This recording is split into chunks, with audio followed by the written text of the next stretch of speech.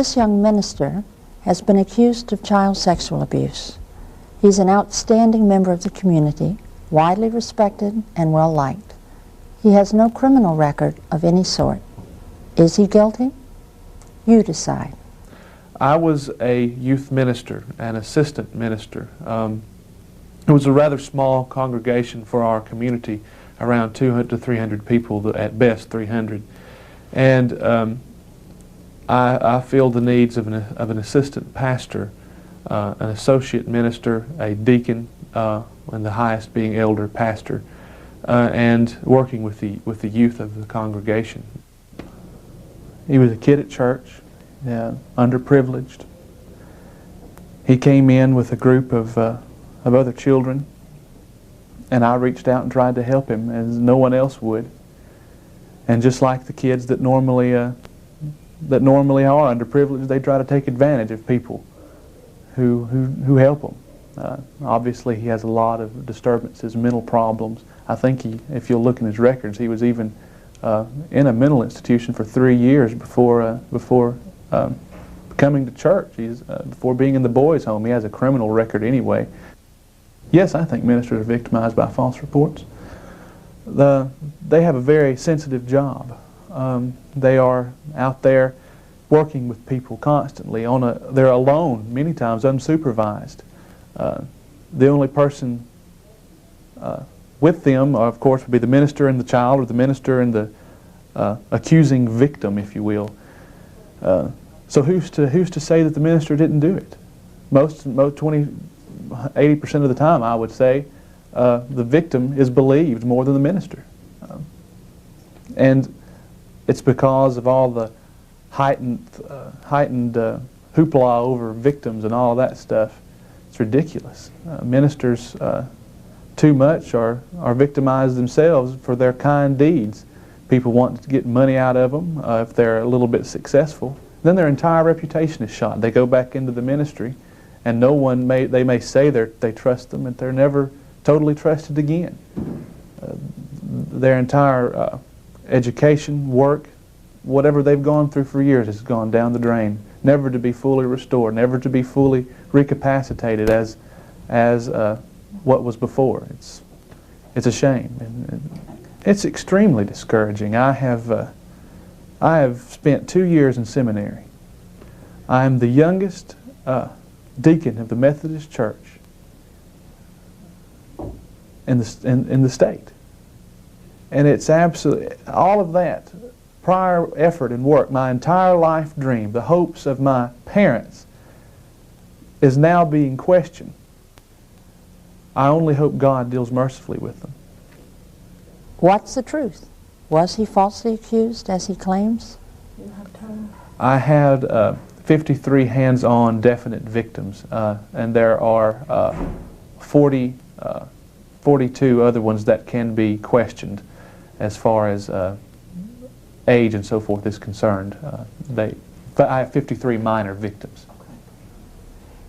There's been a tremendous increase in child sexual abuse reports in the last decade. Some of the accused have been highly respected members of the community. Many people wonder whether such respectable citizens could be child abusers. This film will explore this whole issue. Can you tell if someone is a child molester by their standing in the community, how well you know them, or how aggressively they deny it? In fact, did you molest Mikey? Yes, I did. I molested Mikey on numerous occasions throughout a 3-year period, from the time beginning at 9 until he was 12 years old. I knew Michael before he began coming to the congregation where I attended. I worked many times with the people in his area with problem children. As an older teenager, I would go out and assist people in the boys' homes and so forth for little small things like baseball games, softball games, etc. And as a matter of fact, I chose him because he was as a victim, because he was a problem child, because people neglected him and oftentimes pushed him aside, and I knew it would be easy for me to get close to him. be his friend, if you will. And then, again, I also knew if he told, that there would be little or small amounts of belief in him. No one would believe him, basically, if he told. And in fact, they didn't. When he did tell, and when it became a bigger issue, when I was investigated, the head of the department of my county told me, he said, "You have nothing to worry about." He said, "We can tell from the very beginning that this is all a big scheme," and it was dropped almost as quickly as it came about. I was caught twice before I was incarcerated. Really, it wasn't being caught, it was I was told on twice before being incarcerated. They were not believed the first 2 times. I had many people, counselors, church leaders, leaders of the community, to come up and stand in my defense several times in those occasions, and it was simply just totally disbelieved. Even the second time, it was more stood out against than the first time, because they thought, well, here he goes again, this young man trying to help unfortunate children, and they're turning against him. And I was even told as much as say, I had a minister come to me and tell me, he said, "Patrick, what's going on is you'll run across it many times. People you try to help will stab you in the back." He said, "Roll with the punches, stick with it, you're doing a good job." He said, "And in the end, you'll be blessed for it." What about this next man? Is he in denial, or is he an innocent man accused of adult rape? To back up his claim of innocence, Roger took and passed a polygraph. No, I didn't do this. I did a job at this lady's house a couple of months ago, and during the process of working, she came out and served us drinks. She was friendly. She was wearing really short shorts, and well, I thought she looked nice. She smiled a lot, and I thought she even winked at me once. And we talked some. And there was a motorcycle at the house for sale. And I went to look at it, and this is like a couple of months after the job, and she remembered me. She was alone, except for her baby, and he was in bed. And we talked a little. We talked about the motorcycle. I came on to her, but she didn't say no. I kissed her, we made out a little bit, and one thing led to another, and we were in the bedroom, we had sex. Her next door neighbor came in the house, and I guess he wanted to know who was there and saw my car out front. I understand that they're friends, but she panicked at that point when he came in. I guess she thought he would tell her husband, and she screamed rape. I didn't know what else to do but run. I was scared. Roger eventually confessed that what really happened was very different from what you just heard. Here is what actually transpired. The victim was 23 years old. She was a housewife. I gained access to the home knowing that there was a motorcycle there for sale, so I went there during the daytime knowing she would be home. The husband would be at work. I had done a job there 2 months prior, and knowing that, I knew a lot about them, doing the job for them. I knocked on the front door, and she answered the door, and I said I came to see about the motorcycle for sale. I looked for signs of recognition. She didn't seem to recognize me. I had had a beard before and I was shaved, and she told me to step around back on the patio that was around there, and I walked around there, and she met me out there, and the back door was open, and she turned around, turned her back to me to take the cover off the motorcycle, and that's when I grabbed her. Well, I grabbed her from behind, and in my haste I dropped the knife that I had in my hand. I was going to use that as a scare tactic because it didn't fit my MO. I had convinced myself that as long as I don't harm this person, there's no real harm done. And so she backed against me, kicked back against me, and I fell. But I wouldn't let her go. I held on to her and I threw her down with me, and we fell through the back door into the living room.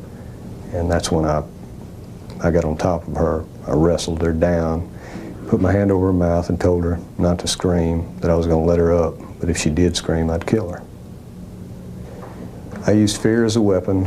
I knew already that as long as she was afraid that I would kill her, even though I wouldn't, she would do what I told her to, and she did. And I then forced her into her bedroom.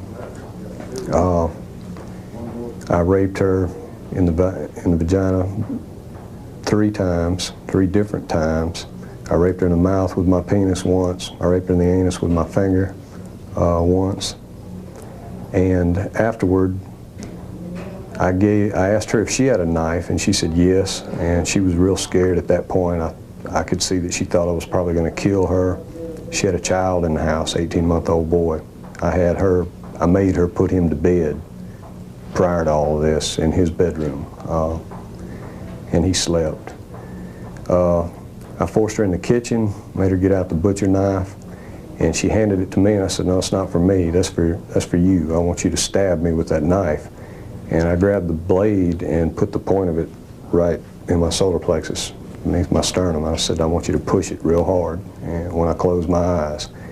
And so she started crying, and she said that she couldn't do that, she couldn't kill me.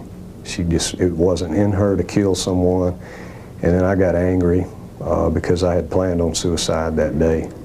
And I was angry because she wouldn't do it, and I didn't have the courage to do it myself. And so I screamed at her, and I told her, well, you'd better do it, because if you don't, I'm going to use it on you. And I thought I could scare her into doing it. She still wouldn't do it. Her baby started crying. She left, went and got him, came back in the room, and then I broke down and cried. I was crying for myself. I was feeling sorry for me. Wasn't even thinking about her. I would do kind and generous things for people. I would give families money that did not have any money, that was not from the church treasury. It was from my own personal bank accounts. I would support them in all the ways that I could, talk to them, encourage them. I would go to nursing homes, talk with the elderly, pray with the elderly. I would do community service projects, pick up litter off the side of the road. I would mow the lawns for elderly and handicapped people, go grocery shopping for them. I would do activities that were centered around the things that young people like to do, not the things that tend to happen in churches, which are boring and dull. It was actually very exciting for them, and they enjoyed it, and our youth group grew. It was definitely to cover up what I had been doing. It seemed the more I would get into my deviancy, the more I would try to do that was good in the eyes of everyone else. And indeed, in the eyes of everyone else, I was a good kid. Grew up making good grades in school, went to a nice college. All of that just added to the double life. The double life. Like so many sex offenders, Patrick worked hard at making people think he was not the kind of person who would commit a sexual offense. The church was not an accidental choice of a place to hide. Patrick felt that people in the church were very generous in their opinions of others, and he used that to his advantage. I consider people that go to church gullible because they have a trust that comes from being Christians and other people. They tend to be better folks all around. And they seem to want to believe in the good that exists in all people. I consider people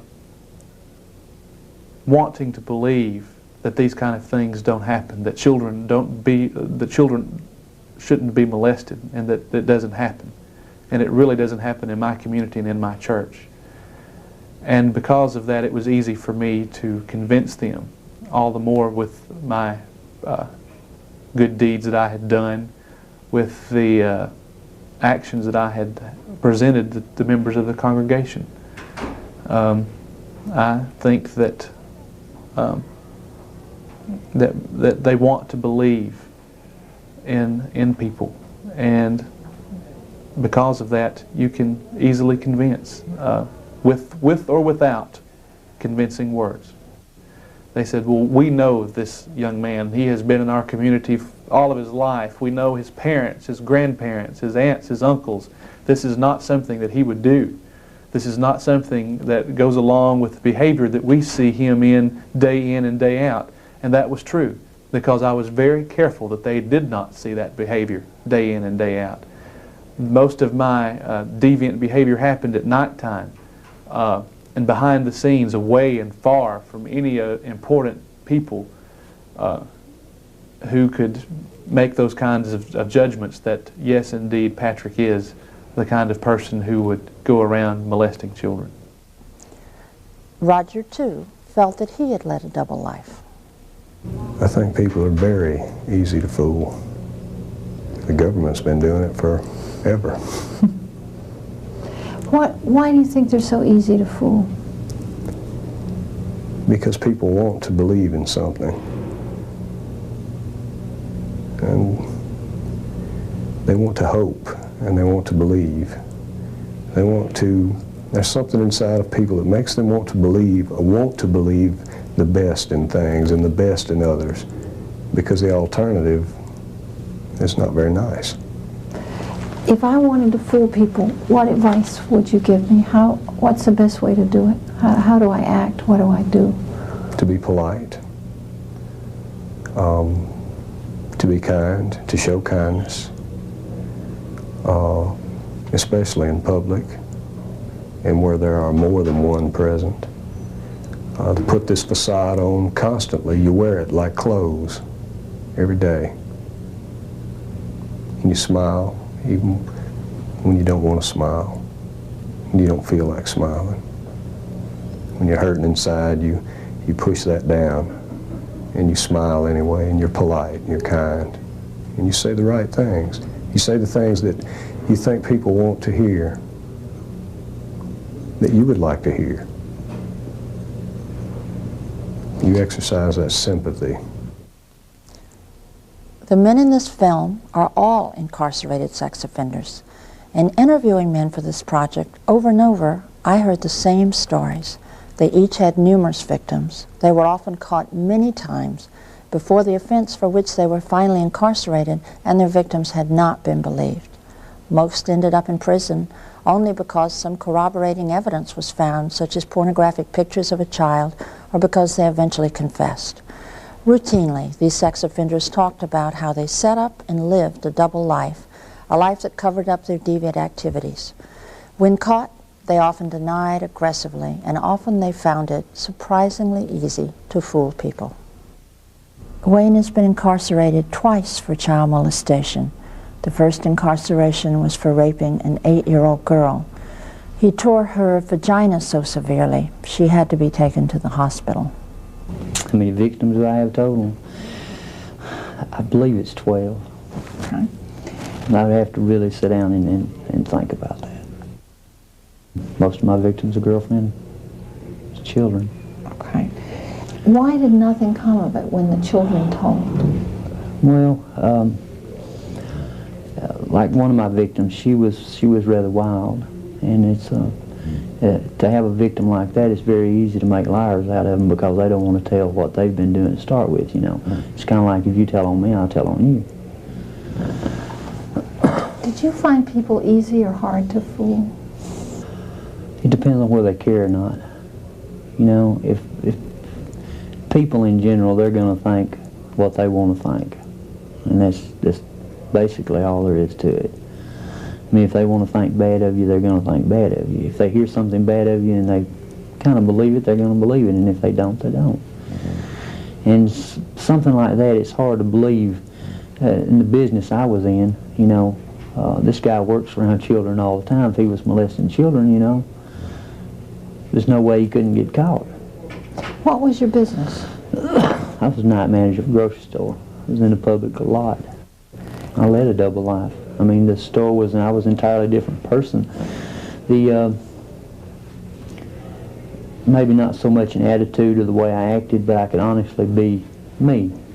You know, I could be a productive person, and a decent person in the community. It was a place where I could say I'm a decent person. You know, when I went home, I had to face this again. You know, I'm not a decent person. I'm an indecent person. I do immoral things. And it was like, you know, and you get at work. For me, if I got at work, you know, I loved to work. I loved to stay at work because I didn't have to go back home and face my real self.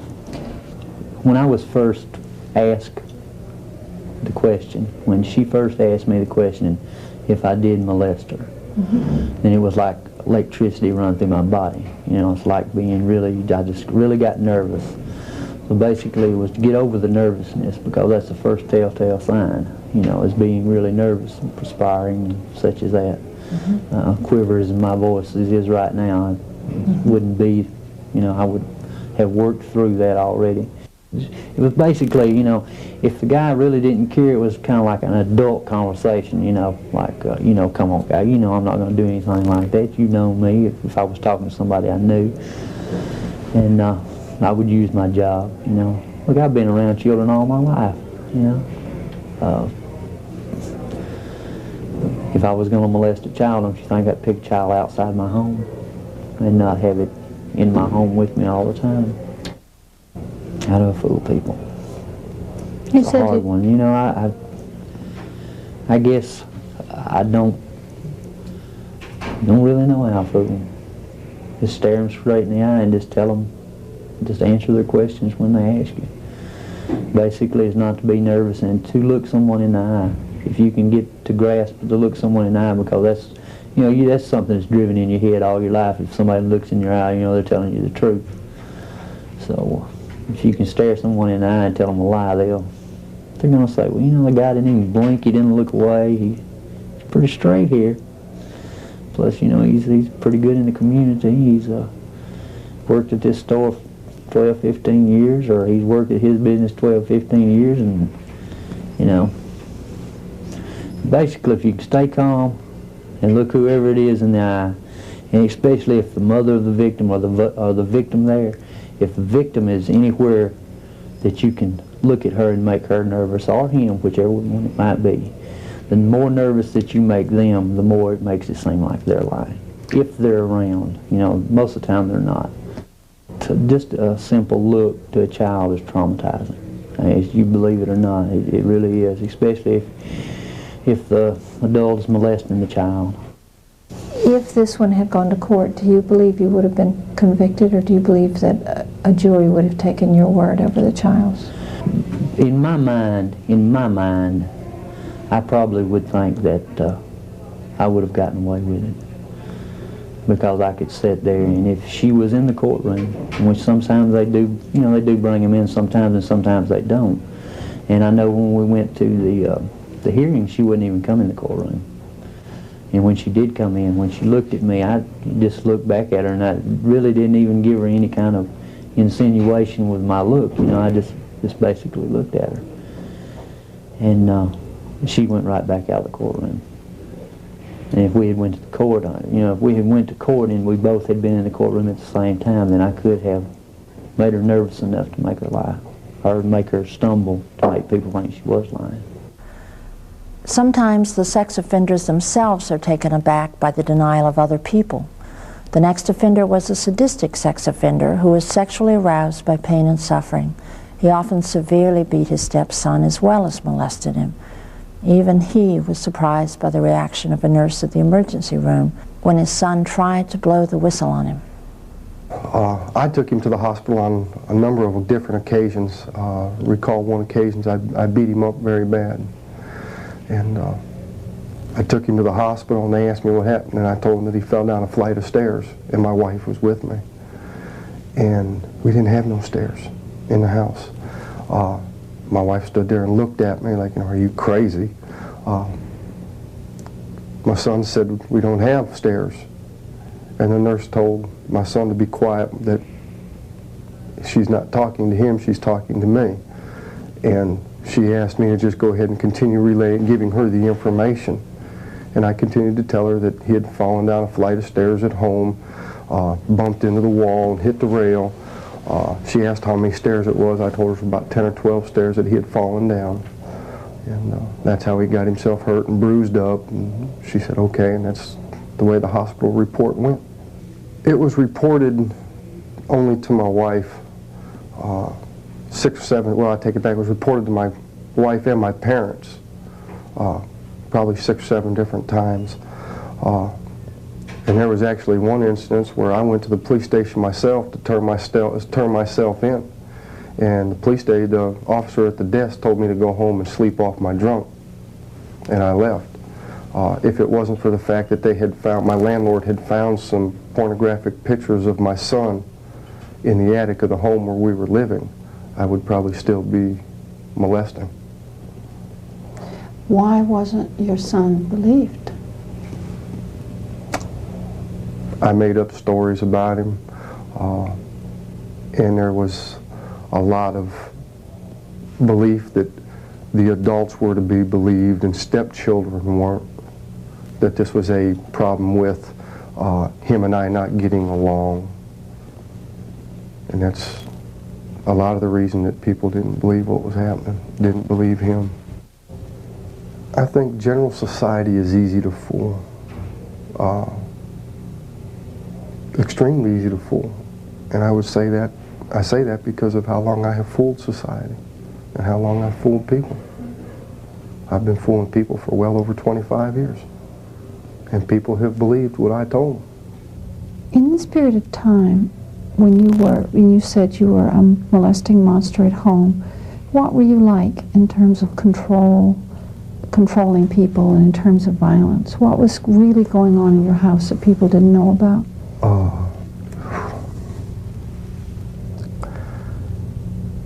What people didn't know about going on in my home was a lot of extreme violence. Beating my son up, beating my wife up.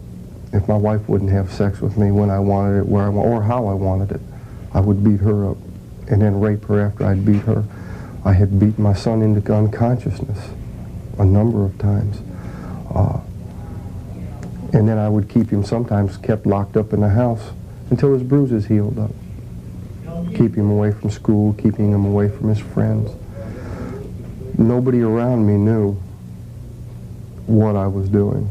Nobody around my community knew that I was such a violent individual in the home. If they did, they never said anything. But I don't believe they ever knew, because I was completely and totally different outside of the house once I left the home. There is no boundaries. Let me rephrase that. There was no boundaries for me. No place was off limits. No time was off limits. And no set of circumstances was off limits. At any time that I saw an opportunity to get what I wanted, which was to rape or molest, I took advantage of that. There were times that I raped in a car with the parents in the front seat, me in the back seat with the children. The child would feel such a bond of trust that the child would decide, okay, I'd like to go to sleep. I'd manipulate the child and lay him across the seat and molest the child with my hand on his penis, by forcing my hand on his penis while the parents were in the front seat. There were other times that I molested and raped while at work, where I simply manipulated the child into coming into my office, and I just very simply locked the door and proceeded to do what I wanted to do, which was to rape the child. My nephew, I raped him for a period of 9 years. Raped and molested him for a period of over 9 years. And very few cases did I rape him in which no one was in the house. I have 11 male rape victims. I have one female rape victim. And I have approximately 1,250 male molest victims. There is a myth in this culture, and a powerful one, that people can tell if other people are lying by the way they act. Liars, people think, act nervous. They can't look people in the eye. Sex offenders know better. They make it their business to trade on other people's myths. They look people in the eye.